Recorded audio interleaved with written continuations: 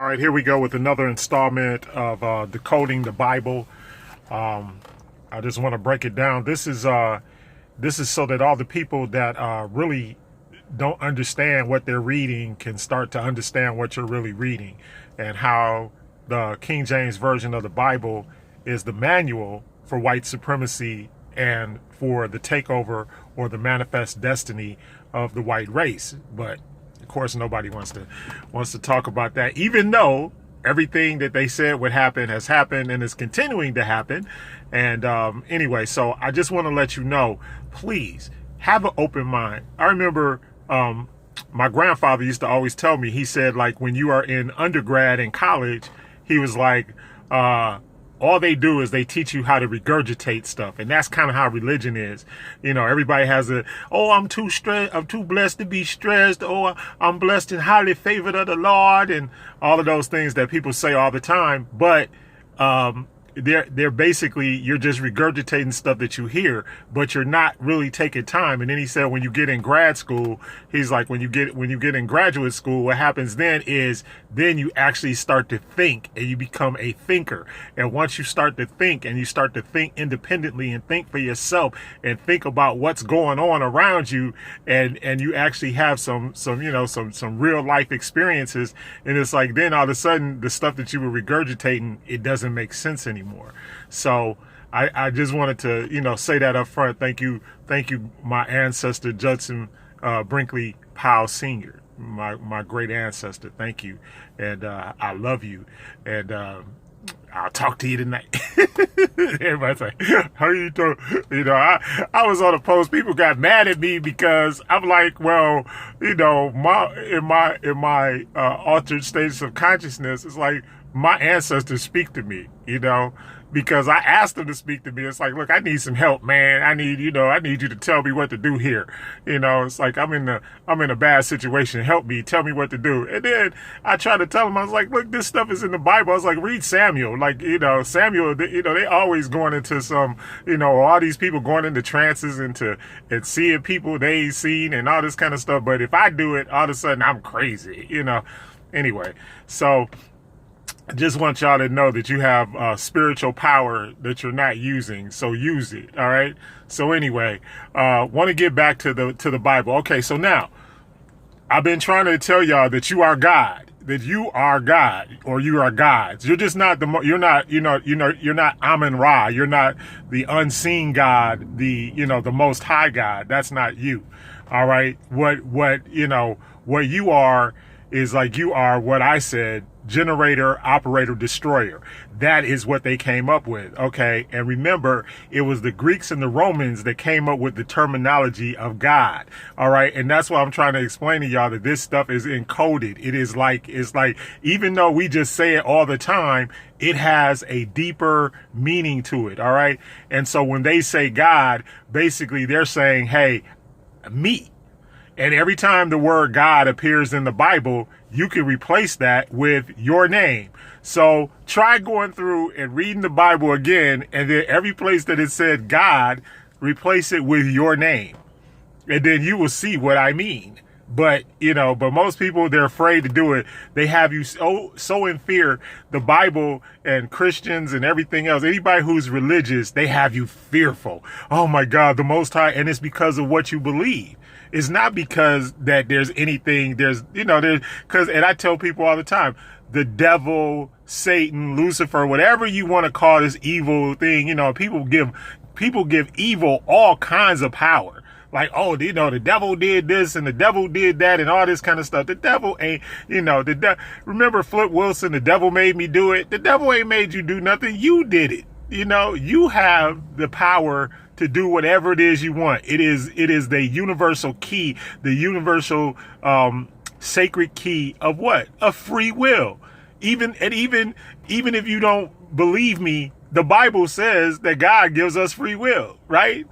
Even your book says it. Your book says that you have free will, I used to preach when I was preaching the gospel. I used to preach what? The three wills at work. That was one of my favorite things to preach. Three wills at work. You have your will, you have the devil's will, and you have God's will, right? And they don't all add up. They don't all line up. And basically, God's will and the devil's will are predicated on what you got written in that book. All right. So now I want to prove to you that you are a generator, operator, destroyer. All right. And the reason why I want to prove to you that you are a generator, operator, destroyer is because of the fact that the Bible is set up like that. It's not historical. It is not prophetic. Well, maybe parts of it are prophetic because people believe in it so much so that stuff manifests. But here's the thing.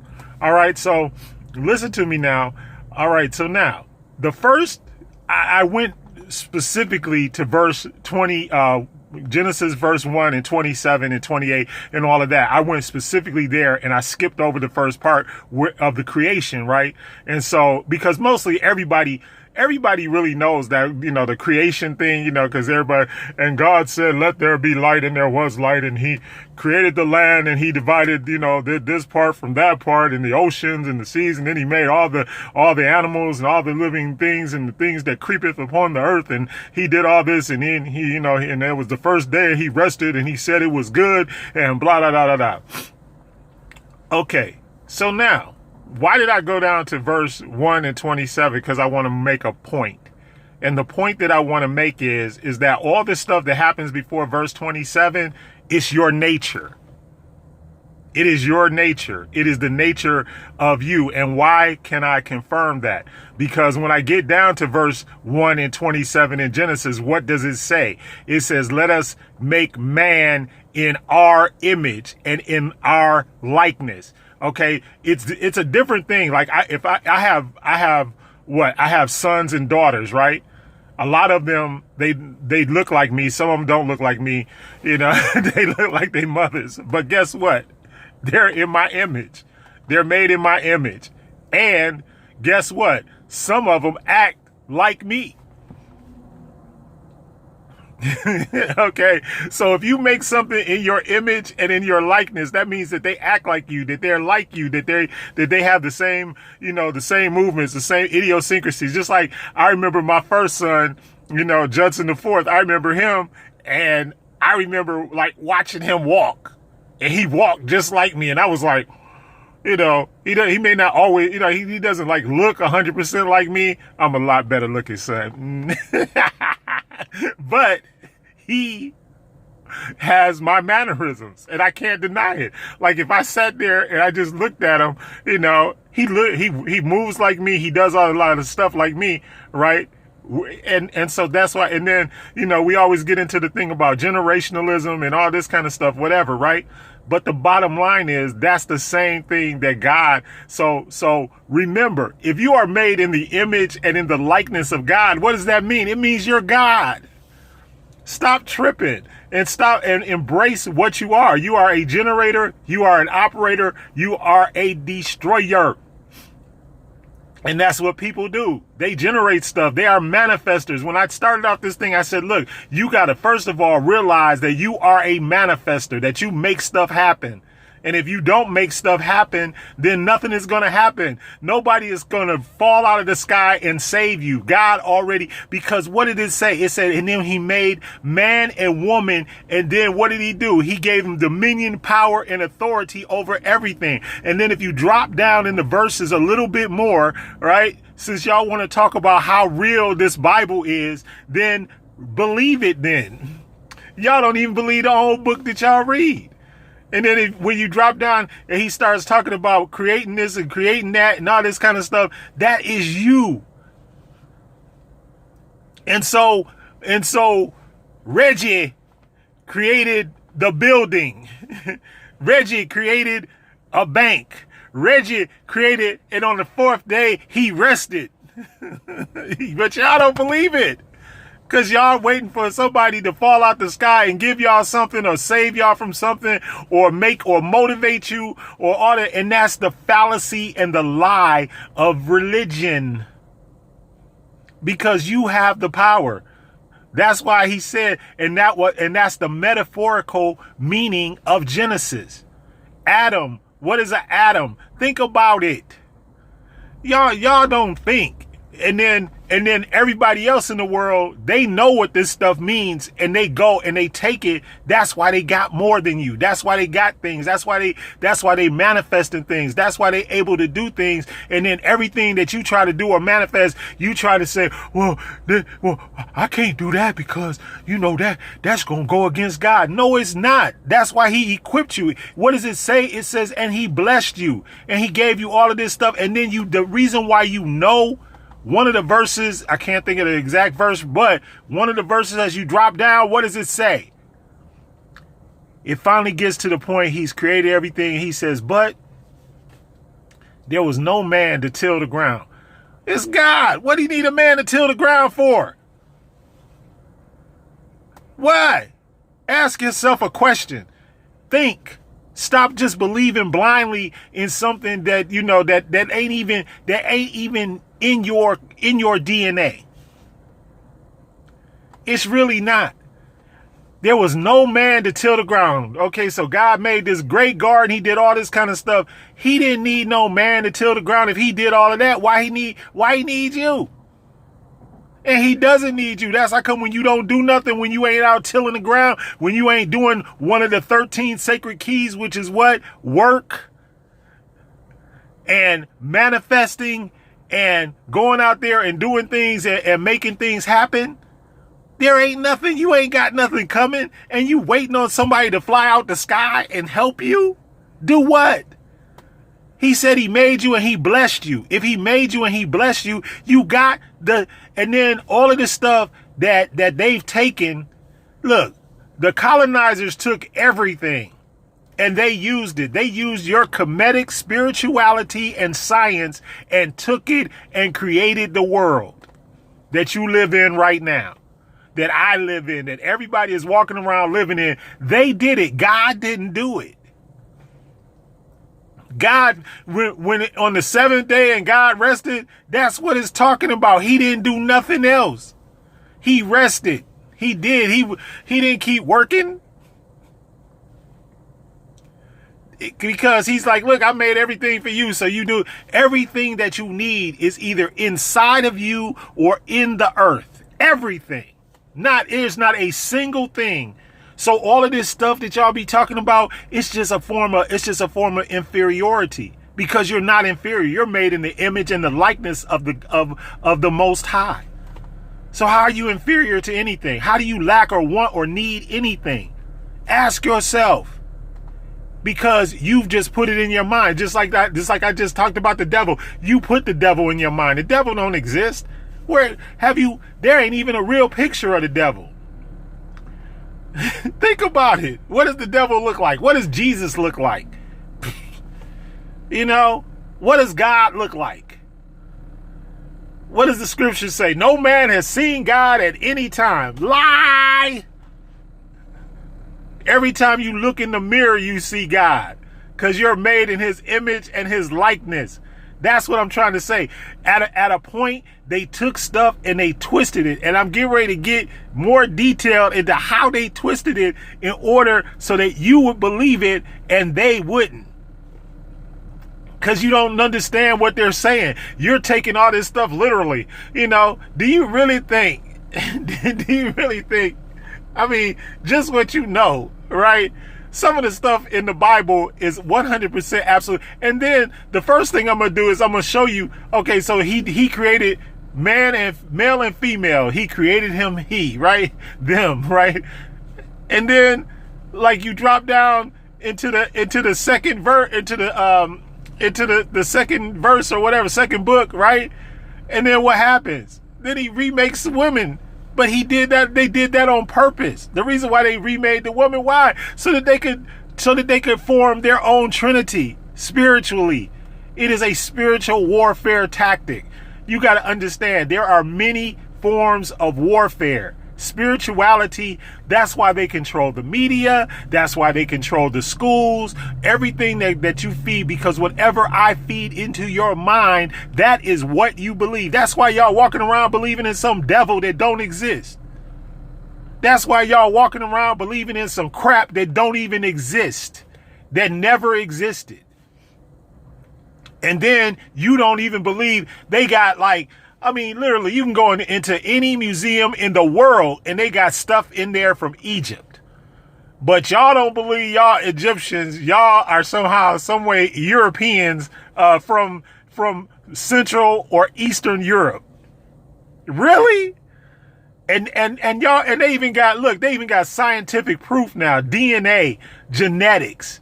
There's a brother that did a thing on genetics showing how much more intelligent, like the genome, whatever those strands are. Well, the white people only got 7. We got 9. Okay. And a monkey got 6. But y'all want to be down. Y'all want to be down with the monkey. Wake up. For real. For real. And everybody be coming on, oh, brother, I feel sorry for you. Don't feel sorry for me. Feel sorry for yourself that you don't understand the truth about what's happened in this world. For real. You are God. And okay, so now this next thing, I want to do another quick principle. M.A.N. Womb, man, woman, man, woman. Okay, look, let me explain something to you. Okay, master. Thank you to the Moors, my ancestors. Master, able, and noble. That's what, when the white folks created that word, that's what they meant.